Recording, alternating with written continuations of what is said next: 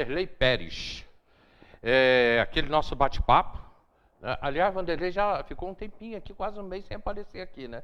Aí eu liguei para ele ontem à noite e pedi um socorro. Que como a secretária de saúde, às 9 horas da noite, ela me ligou, falou que tinha um compromisso no Rio de Janeiro que não poderia vir. E aí eu liguei e falei, Vanderlei, me socorre. Aí ele está aqui socorrendo a gente. Já estamos. Né? E a gente tem muita coisa para falar durante esses próximos 40 minutos. E um deles, o Delino Tomé está correndo hoje, debaixo de chuva, né? Ele falou, eu vou começar a correr no dia do índio, que hoje é dia 19, dia do índio, para poder arrecadar alimentos e mandar para a tribo Yanomami. Está correndo aí debaixo de chuva. Vai correr 48 horas. É interessante essa data, essa questão dos Yanomamis e as dificuldades que esse povo vem passando, reflete nas dificuldades também dos outros povos indígenas, né? E é muito interessante essa repercussão disso, né? Ainda mais no dia de hoje, que é o dia do índio, dia dos povos indígenas, a gente lembrar desse assunto, porque nós não podemos ver o índio como um pária, né? O índio, ele é a essência do povo brasileiro. As nossas o resultado do homem brasileiro vem da mistura com o negro, da mistura com os portugueses, com os espanhóis e com outros povos também, mas essencialmente com o povo negro e o povo índio. Então, ou seja, negar isso é negar a si próprio. Olhar o índio como um animal ou alguém menor do que um animal, como algumas pessoas têm essa capacidade, essa estupidez de proceder assim, é uma falta até de entendimento do próprio homem, né? Das suas próprias origens. No nosso sangue, queira ou não, corre esse sangue, né? E o índio é o povo dono da cultura mais legítima do Brasil, né? Nós chegamos aqui em 1500, eles já estavam aqui há muito tempo, né? E poucos deles sobreviveram e estão até hoje aí. Então, esses são elementos raros que merecem ser reverenciados, merecem ser respeitados, merecem ser inseridos, já que nós não podemos inserir naquele país em que eles viviam, né? Naquela terra em que eles viviam, que eles vivam, então, nesse nosso meio e aproveite das nossas conquistas, porque as nossas conquistas também são devidas a ele. Agora, Vanderlei, isso foi assim, a colonização do mundo, né, em nome de Deus, na época, que era em nome de Deus. A franquia é muito boa, né? A franquia. Os espanhóis entraram para onde hoje é o México, e ali eles acabaram com os incas, com os maias, com todos aqueles povos que viviam naquela região do México para cima. Nos Estados Unidos foram os ingleses que chegaram e acabaram com os índios nos Estados Unidos. Depois, já os próprios americanos. No Brasil, como você falou, os portugueses e os espanhóis. Ou seja, isso aconteceu no mundo inteiro. No Brasil, nós conhecemos muito pouco o Brasil de antes de 1800, né? Porque tudo que... A gente costuma dizer que o Brasil tem 500 anos, mas, na verdade, o Brasil tem 200 e poucos anos apenas. Porque de 1500 a 1808, o Brasil era uma colônia de Portugal, uma casa de praia que você ia popular. Não tinha muito o que se fazer por aqui, então a identidade nacional, ela começa a partir de 1808, com a abertura dos portos e com a mistura dos povos a esse povo brasileiro que já existia, com as misturas dos espanhóis, os portugueses, os próprios negros e aquele povo que vinha nesse período de Brasil colônia. Mas com essa mudança desse novo Brasil, a gente vai, a partir de 1808, você vai ter as missões diplomáticas, já que o mundo todo havia sido descoberto até 1808, o Brasil era o único que estava virgem ainda para ser descoberto, todos os povos, todos os aventureiros, cientistas, escritores, queriam conhecer esse país desconhecido. E eles, em função dessa necessidade, deixaram muitos relatos daquele início de Brasil, de 1808 em diante. Isso é muito interessante porque nós passamos a ter a imagem do Brasil através das telas, das pinturas, dos documentos, dos relatos, das cartas. Então, nós temos uma radiografia muito boa dos anos 1800 em diante, mas de 1500 a 1800 tem muito pouco. E é nesse período que houve o processo em que os índios foram praticamente dizimados, né? As tribos foram dizimadas. Por quê? Fala-se muito, você vai ler no livro de história que o português tentou fazer o índio força de trabalho escravo, e não conseguiu. Mas, na verdade, o processo de dizimar o índio, ele começa nas promoções de lutas dos portugueses fazendo com que os índios guerreassem entre si. Então, como havia aquelas disputas, como também havia na África a disputa das tribos, que uma tribo brigava com a outra, aqui houve a mesma coisa, né? Mas patrocinado pelo colonizador, no caso. Então, ele chegava ali, você tinha uma tribo que para o português era importante que aquela tribo fosse desalojada, o português agradava a outra tribo, adversária a essa, e fazia com que elas guerreassem. E aí o português conseguia entrar naquele território. E o Brasil viveu muito isso de 1500 a 1800, né, nesse processo de colonização, que é um pouquinho parecido com o que aconteceu no México, né, que lá, no caso, foi mais em busca do ouro. Né, foi também uma maldade muito grande. Não é diferente dos Estados Unidos, que era em busca do território, né, era ocupação do oeste. Então, havia essa necessidade de ocupar o território, e o índio era um empecilho. E o índio é espaçoso. Ele não ocupa um cantinho só de uma região. Mas Ele anda, né? Ele anda. Então, ele considera dele daqui até São Paulo, daqui até Porto Alegre. Então, ele vai considerar essa área, porque é a área de caça, né? Como a gente fala muito, Teresópolis. Teresópolis é a área de nossa. O nosso índio aqui era o índio da Baixada e da beira do mar, que tinha isso aqui como território de caça deles. Já era uma área de veraneio do índio, né? De vir aqui para caçar quando a caça estava mais rala no local deles. Então, não é diferente nos outros países também, e essa é a realidade que nós não conhecemos, porque nós não conhecemos o Brasil de 1500 a 1800. A gente conhece a partir de alguns relatos, de alguma suposição de alguns historiadores, mas documentação fiel de como foi realmente, como nós temos a partir de 1800, nós não temos desse período tão rico, tão importante para o Brasil, e que, se a gente conhecesse, a gente poderia entender um pouquinho mais como foi essa relação do português colonizador com o índio, que é a origem do povo brasileiro, e que hoje nós deveríamos estar comemorando essa data. É verdade isso. Deveríamos, mas não vejo muita coisa para se comemorar, não. E o Delino Tomé está correndo aí, tá, gente? Quem puder ajudar, é só levar alimentos aí, que ele está recolhendo alimentos para a tribo Yanomami, que está aí passando por um momento difícil. Rapidamente, em passando, quero falar da morte do Alfredo Beckman, porque o Beckman era uma figura por demais conhecida, de uma família de professores. Os irmãos são professores. Eu servi o tiro de guerra com o Sérgio, irmão dele. Né? Nós servimos juntos. Alfredo alguns meses mais velho do que eu. E Alfredo Beckman nos deixou, e era uma figura muito conhecida. Se tiver a foto, pode colocar aí. Vanderlei Pérez, família Beckman, Alfredo Beckman. Eu consegui ser amigo dos dois, né? Do Sérgio e do Alfredo. E existe um outro Beckman que eu não conheci, que é o pai do Alfredo Beckman filho. Né? Alfredo também. Esse atleta, né? Ele era ginasta, né? Ele era da área do esporte, né? O Alfredo pai. Isso. Eu não cheguei a conhecer, mas os outros dois professores eu conheci. Pessoas muito educadas, muito fáceis de lidar, né? E o professor, quando morre, deixa muita memória boa, né? Porque o aluno convive com o professor aqueles 40, 50 minutos da aula, e quando ele se identifica, né, com o professor, ele guarda lembranças muito boas. Eu vi muito depoimento interessante dessas pessoas falando da morte do Alfredo, e é realmente uma morte sentida, né? E deixa exemplos, né? Deixa um legado de exemplos, de camaradagem, de boa relação, né? Isso é o seu legado. Outro assunto que eu queria falar com você, antes da gente entrar em política, né? Que eu quero falar de política. Quer também? Né? Quero falar disso. Espinhosa essa Quero falar conversa. Que já estão aparecendo os novos candidatos, Câmara de Vereadores, enfim. Granja Guarani. É mesmo, né? Hoje, no Dia do Índio, é uma boa data para se falar de Granja Guarani. Porque né? ali deveria ter índio naquela época, né? Nós temos hoje uma cidade com quase 200 mil habitantes, e essa cidade hoje ela é bem diferente daquela cidade que havia na primeira metade do século passado, entre 1908, quando chega o trem à cidade, até pelo menos até 1959, que é o período, né, que a cidade passa por um processo de transformação com a construção da estrada direta para o Rio de Janeiro. Então, nesse período de 1908 até 1959, que são cerca de 50 anos, a realidade de Teresópolis era outra, né? Então, os bairros eram bairros muito mais depurados e elegantes, né? Você pega uma Granja Guarani, por exemplo, já vi matérias nos jornais dos anos 40, dando o bairro Comari, o bairro Granja Guarani, como o bairro mais elegante da cidade e um dos bairros mais bonitos do Brasil.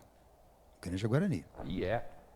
Para você ver, ela sofreu uma transformação, uma alteração, né? Mas era um bairro, e um bairro tematizado. É um dos poucos bairros de cidade do Brasil afora que foram pensados baseado numa cultura. Por exemplo, o Granja Guarani, tudo lá é questão indígena, né? Então as ruas têm nomes indígenas, Iracema, Poranga, É. Jaci, ou Iaci. Então os nomes dos logradouros são todos. E a própria floresta em volta e o caminho que havia da Grande Guarani, que vai até o Campo das Antas, que o bairro Grande Guarani originalmente, ele ia até o Campo das Antas, até perto da Pedra do Sino.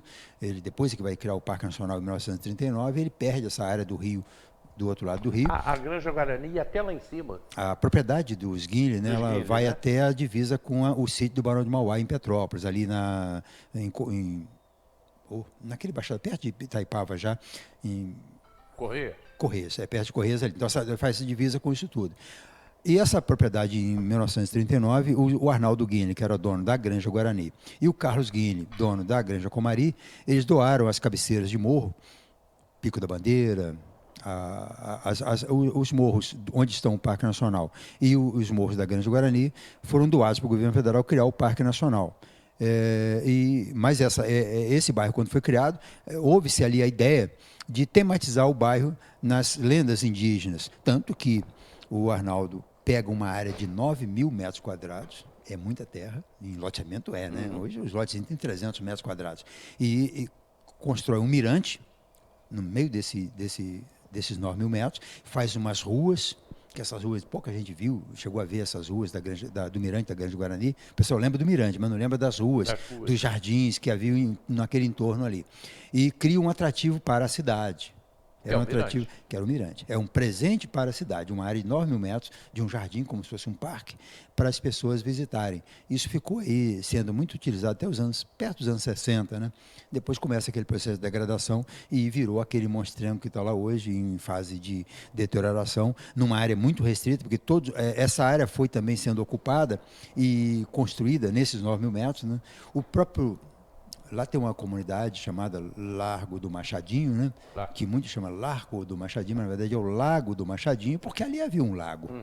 É um lago artificial que fazia parte da planta original da Granja Guarani. E depois a prefeitura resolveu pegar essa área da área do lago e a área da floresta e deixar o pessoal ocupar. E aí degradou aquela região ali. E outra, o Lago Iaci, que poucos sabem, ainda existe um espelho d'água. Em alguns momentos o espelho está cheio, outras vezes eles abrem. Agora né? não mais. Agora virou um areal, né? Um mato, virou um matagal. Areal. Mas aquele lago ali, ele ficava em frente a um lote muito grande, onde seria construído um hotel aos moldes do Hotel Quitandi, em Petrópolis. No projeto original, ali acima, aquelas casas que fazem margem com o lago, ali teria um grande hotel para atender o bairro e para chamar turista para a cidade. Porque até os anos 59, Teresópolis vivia muito em função dos hotéis. A economia local era em função dos hotéis, basicamente. A hotelaria que tocava a cidade. Ela dava os bons empregos e as pessoas, como não tinham condições não queriam, era muito difícil construir em Teresópolis, trazer seus empregados, tudo para manter uma casa aqui, elas preferiam mandar. As famílias se hospedavam em hotéis, família com 10, 15 membros, mais a empregada, mais o segurança. Os hotéis eram em grande quantidade na cidade e movimentavam muito dinheiro. E a cidade girava em torno dos hotéis. Então era necessário que se tivesse um bairro.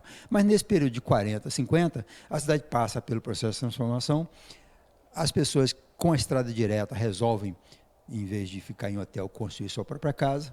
Para construir a casa tem que trazer mão de obra, a mão de obra tem que morar em algum lugar e a mão de obra vai ocupar então os bairros das partes altas da cidade, onde surgem então esses bairros operários que chamam-se de favelas, que na verdade não são bairros operários de ocupação das pessoas mais humildes, mas que muda completamente a característica da cidade a partir da estrada direta. É uma realidade que muda, né?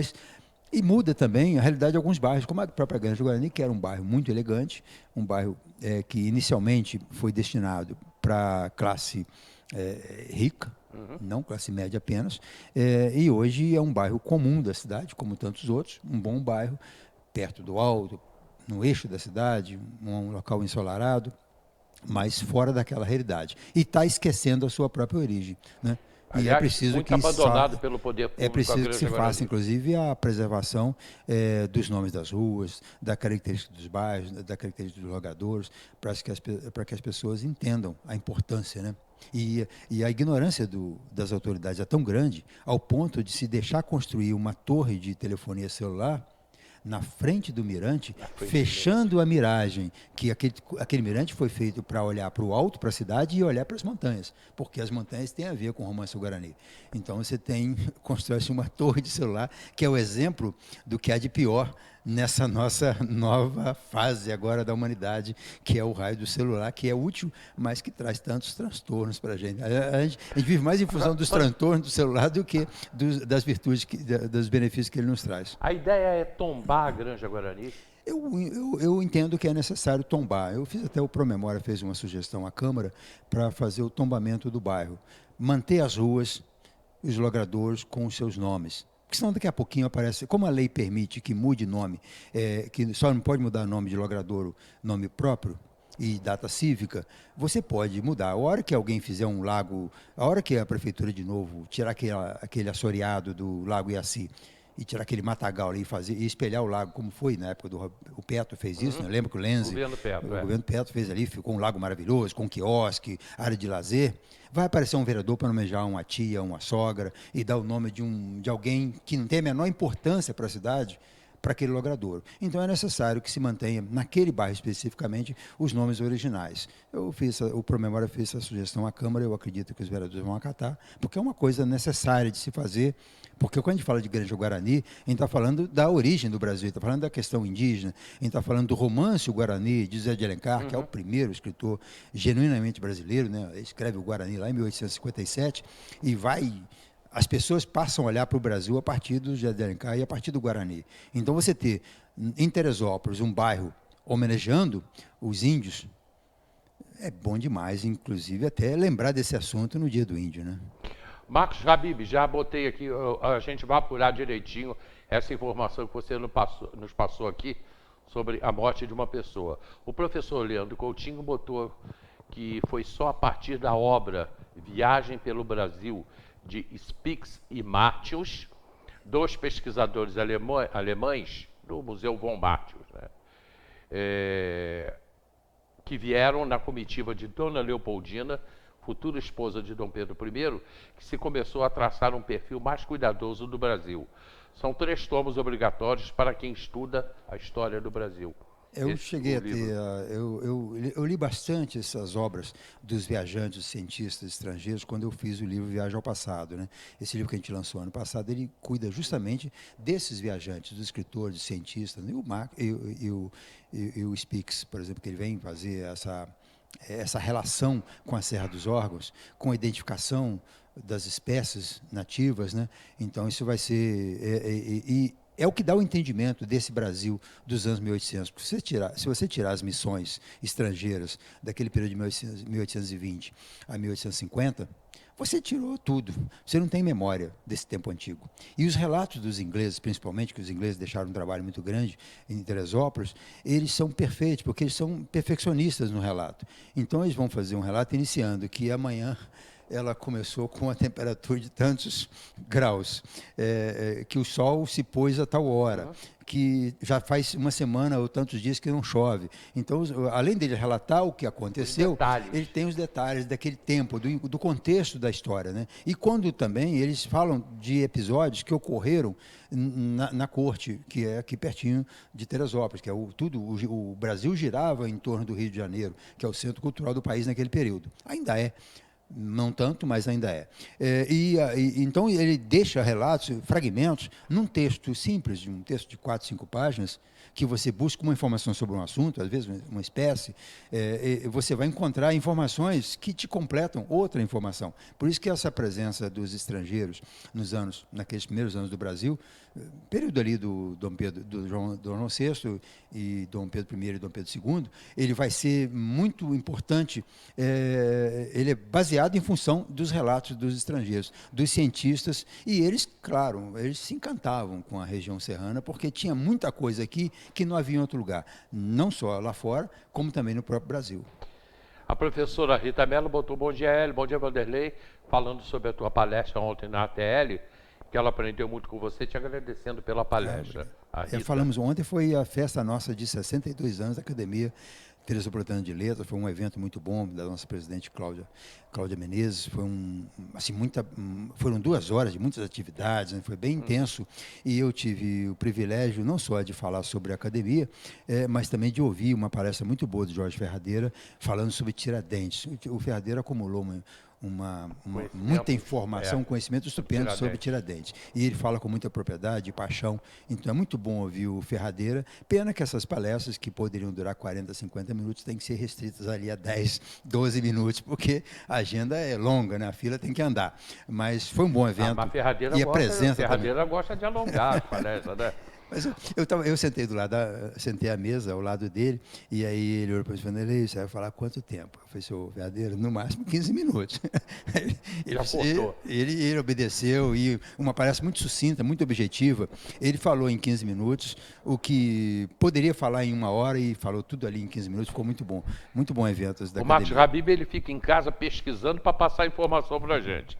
Ele botou aqui, na Granja Guarulhense tem a Rua Gonçalves Ledo, que foi um deputado na época do Império, e foi quem iniciou Dom Pedro II na maçonaria. Valeu aí, Marquinhos Habib, obrigado aí. Vanderlei, Casa do Montanhista. Uma boa iniciativa, né? A Casa Montanhista, na frente do Parque Nacional, ou lá próximo ao Soberbo, como inicialmente seria uma ideia para se fazer, onde está o centro turístico ali cabia muito bem a Casa Montanhista, tendo um local mais apropriado, por já ser um próprio do município e por estar já um ponto turístico, né? Fazer um melhor aproveitamento daquela região lá, tirar a Defesa Civil de lá, que não é lugar para isso, né? Mas a casa vai ser muito interessante, o espaço ali é muito bom, né? A margem do Paquiquer, em frente à Ponte Sloper, em frente ao Parque Nacional, é um espaço maravilhoso que certamente vai dar uma alavancada no turismo de aventura em Teresópolis, né? As pessoas olham muito para o turista de hotel, o turista de restaurante, e além desse turismo, da gastronomia, da hotelaria, que vai aquecer o comércio, nós temos também duas modalidades de turismo que aproveitamos muito mal, que é o turismo de aventura, que é o turismo das montanhas, e o turismo histórico, né? Não faz sentido você estar numa cidade que homenageia a Imperatriz Teresa Cristina e você não tem nada da Teresa Cristina aqui. Nós temos que focar no museu local da Teresa Cristina, falar mais dela, lembrar mais da história dela, e até para levar o turista que vem do Brasil inteiro, e também até mesmo do mundo, quando ele vier a Petrópolis, ele lembrar que tem uma cidadezinha do lado de Petrópolis que é em homenagem a Teresa Cristina, e vai querer ir lá para conhecer, para ver a montanha de lá, almoçar num bom restaurante aqui. Então isso alavanca muito o turismo histórico, se você trabalhar mais a imagem da Teresa Cristina e da relação dela com Teresópolis. E o turismo de aventura, ele é a nossa origem do turismo, né? O montanhismo começa no Brasil em 1912, e as montanhas mais importantes do Brasil estão na Serra dos Órgãos, né? As montanhas mais cobiçadas, Agulha do Diabo, a 10ª, está entre as 15 montanhas mais cobiçadas do mundo. E a gente está falando das montanhas mais cobiçadas do mundo, né? Com as geleiras, né? Então é muito importante isso. Então você não é montanhista no Brasil se não tiver subido o dedo de Deus. Então, o batismo de qualquer montanhista no Brasil é o dedo de Deus. E já tem muita gente de fora se encantando também com o dedo de Deus e com as outras montanhas do entorno, que é a própria Agulha do Diabo, a travessia Teresópolis, Petrópolis. Você vai no sul, começa a conversar com alguém e fala que é de Teresópolis, vai ter alguém que vai falar assim: eu fiz a travessia em tal ano, ou seja, ele veio, deixou a família em Teresópolis, se embrenhou no meio do mato por 2, 3 dias, deixou a família gastando, né, na cidade. Então o turismo histórico é muito importante, o turismo histórico e o turismo de aventura são muito importantes para a economia local e mal explorados. Então, de repente, eu vejo essa Casa do Montanhista como uma conquista muito interessante para a cidade. A travessia Teresópolis-Petrópolis. E a parceria com o SET, né, vai ser também muito importante para que a casa tenha realmente a conotação de montanha, porque é quem fala de montanha em Teresópolis, então tem tudo a ver essa parceria do SET com a Casa do Montanhista. Ok, está aí o nosso bate-papo com o Vanderlei. Agora vamos entrar no assunto que eu também gosto muito. Falta 13 minutos para acabar o programa. A gente tem um tempinho sugestivo ainda. Isso, né? Hã? Sugestivo, né? Não, né, não. Tem nada de sugestivo aqui, não. Seguinte, Vanderlei, a política está aí. Eu já tenho 5 nomes que poderão ser candidatos a prefeito. Aliás, 4, que eu não sei o nome dela. Mas já desponta aí os candidatos, né? Pré-candidatos. Nesse momento a gente pode falar daqueles que querem ser candidatos a prefeito. E vereador tem um monte, né? Mas como é que você vê esse momento aí desses novos, dessa gente sendo candidato a prefeito? O momento político... Eu falei, né? novo, mas não tem nenhum novo, né? Tudo velho. É tudo velho, né? A política nova, o novo é mais velho que o velho. Então, normalmente, quando você tem um governo de 4 anos, o prefeito sempre prepara o sucessor. Como esse prefeito aí de 4 anos já é sucessão de um mandato de 2 anos tampão, e ele é muito personalista, ele só pensa nele, ele não tem nenhuma preocupação em construir um projeto maior político, tudo é ele. Então, você não desenvolveu na prefeitura, até mesmo pelo nível do secretariado que ele escolheu, alguém que pudesse se projetar para postular uma cadeira de prefeito. Então, é normal que no Estado, um secretário vai se projetar para ser o próximo senador, o próximo governador, ou nas prefeituras, um secretário se projete para ser o próximo prefeito. Está aí o Pedro Jara, que foi vice e operava no governo do Valdir, vai ser candidato a prefeito e vence o próprio Valdir em eleição. Né? Você tem o Celso, que foi secretário de governo, e vai ser depois candidato a prefeito e ganha a eleição. Então, você tem de uma secretaria pode vir um bom candidato a prefeito, com potencial de ganhar. Aqui, como o governo não tem essa característica e não tem essa previsão de reocupação do poder, né, não sai da prefeitura nenhum nome. Da Câmara, que são 19 vereadores, fora o presidente, que naturalmente vai ser candidato, até pelo seu bom desempenho na eleição de deputado, que já foi onde ele alavancou, onde ele se credenciou, né, para ser candidato a prefeito, é natural que ele seja. Mas entre os outros 18 vereadores, não tem nada ali que você possa falar, esse aqui pode ser um bom vice ou pode ser um bom prefeito. Não tem, porque eles também não estão se projetando. Quem está na oposição não tem um discurso que seja paliativo, e quem é quem é da situação, mais ainda, não consegue projetar. Mas na Câmara tem 2 nomes que podem vir candidato a prefeito. Você falou do presidente da Câmara e tem mais um, que é o Rangel também, a gente já ouve falar nele como provável candidato. Bom, o Rangel passaria pelo resultado das CPIs que ele presidiu, né? Da CPI da Saúde, que foi engavetada, e dessa outra CPI que ele está participando dela também de forma ativa, que pode resultar, a gente falou sobre isso antes, né?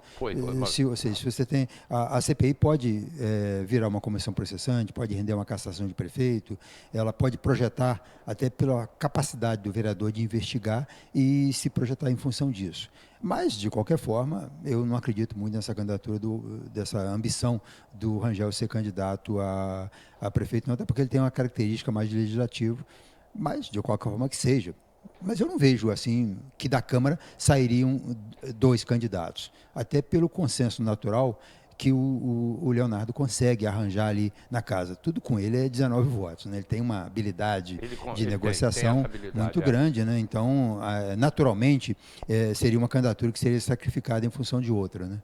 E do outro lado, nós teríamos aí a possibilidade realmente de uma candidatura de esquerda, ou até de 2, né? Esse pessoal da esquerda, eles são tantos que gostam até de dividir, né?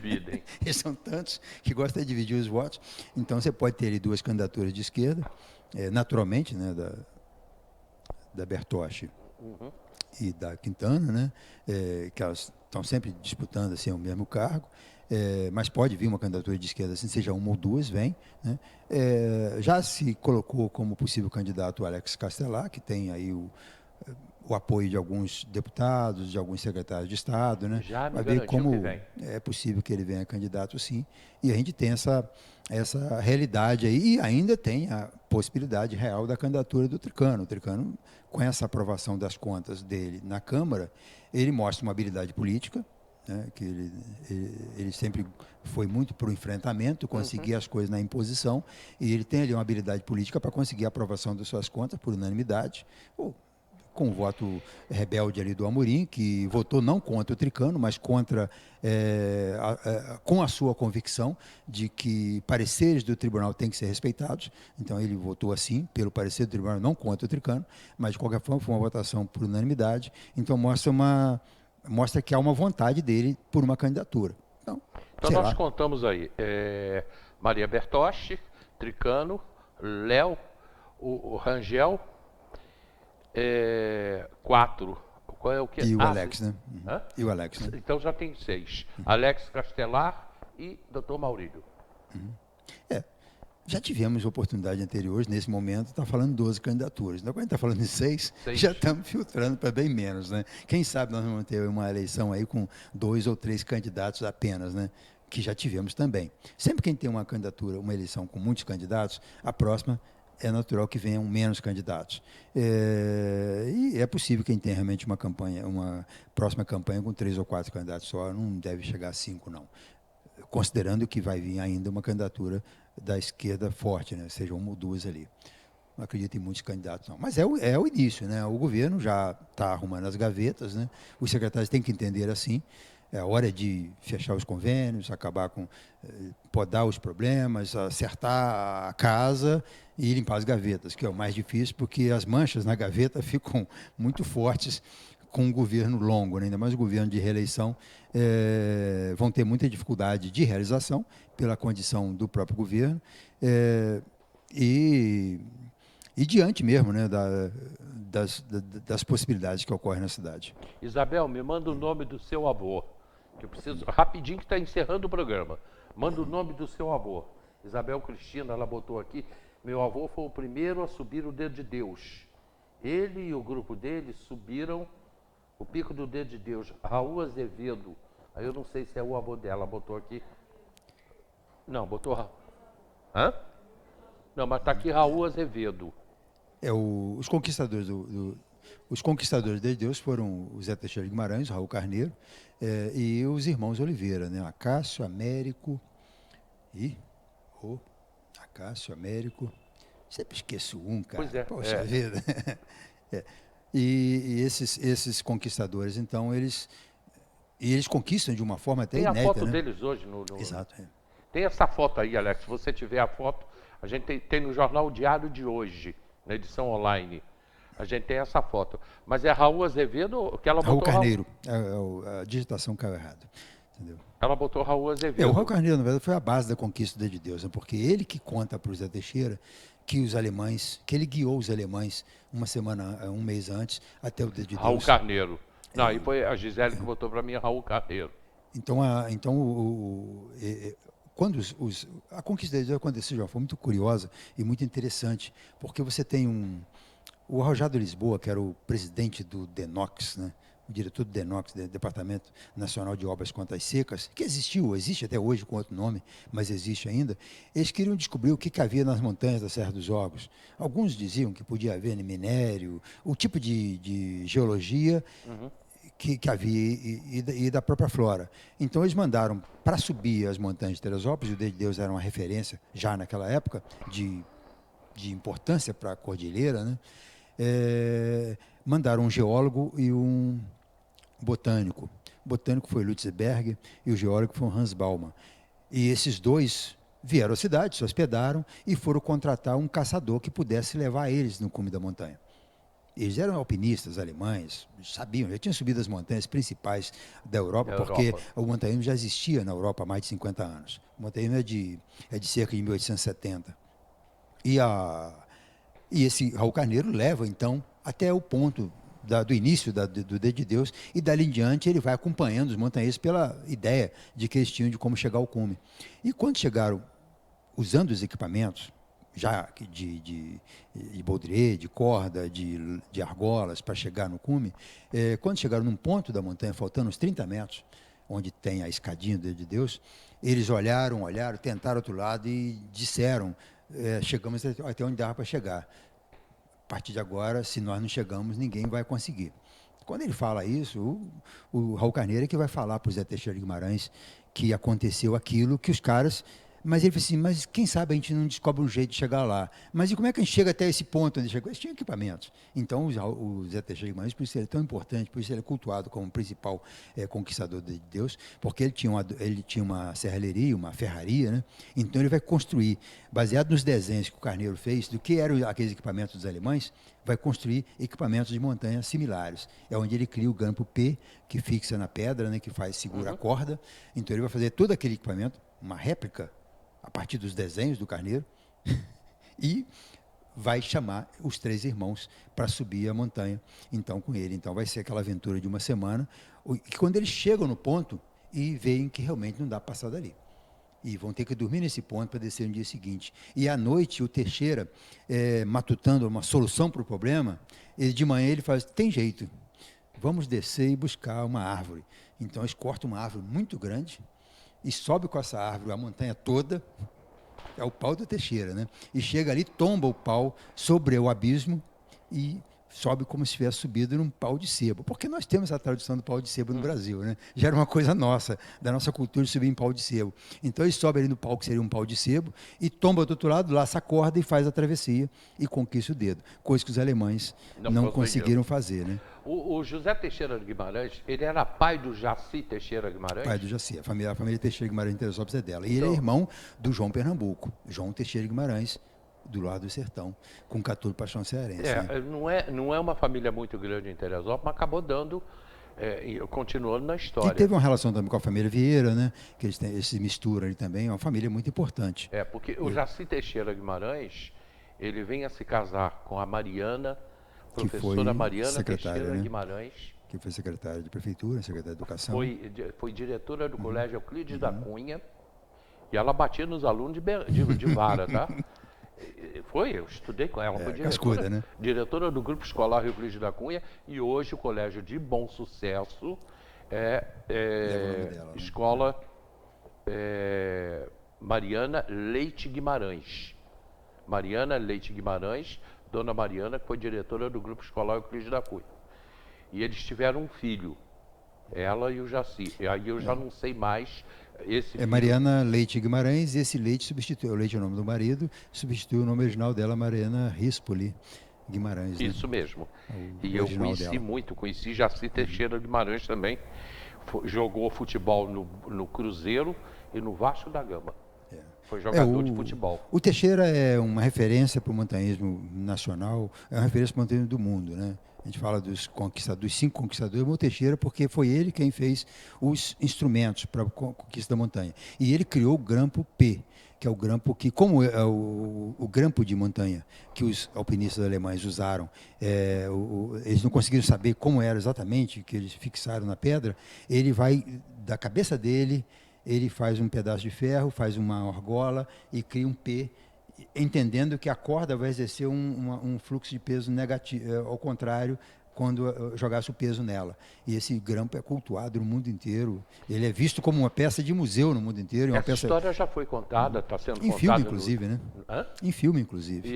Em filme, livros, mas ela vai para a casa do montanhista, com certeza. Tem que estar lá. Tem que estar lá a escadinha, né? A escadinha primitiva que o CEB colocou em 1933. Essas informações precisam ser mais divulgadas, mais conhecidas, para aumentar o orgulho do povo de Teresópolis, né, com relação às suas montanhas, né, porque o Dedo de Deus ele está num território federal, dentro de um parque nacional que geograficamente hoje está em Guapimirim, mas ele pertence à União e dentro dessa área federal só a União pode se meter, né? Então não é um território de ninguém, é o território de quem consegue ver ele melhor. E como nós vemos o Dedo de Deus melhor, o Dedo de Deus é nosso. Duas coisas ainda têm que ser contadas aqui em Teresópolis, já que está saindo agora a Casa do Montanhista.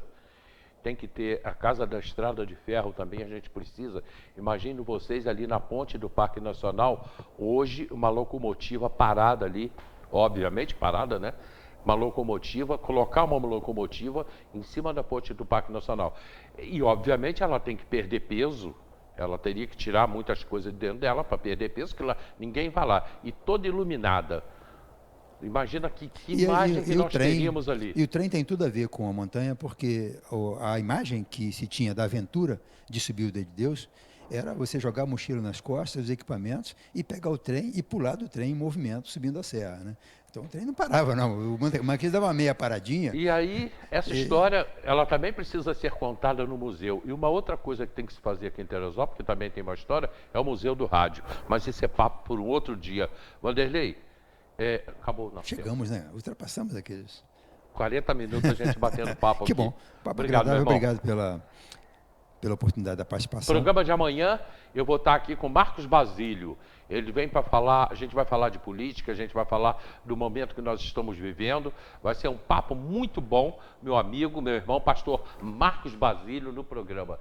E a gente vai falar de tudo e de todos. Muito obrigado a todos vocês pelo carinho, pela audiência. Tem reprise às 4 horas, tem reprise à meia-noite. Sigam com a programação do Diário e você pode receber o Diário na sua casa pelo 2742-7799. Aquele abraço. Tchau, tchau.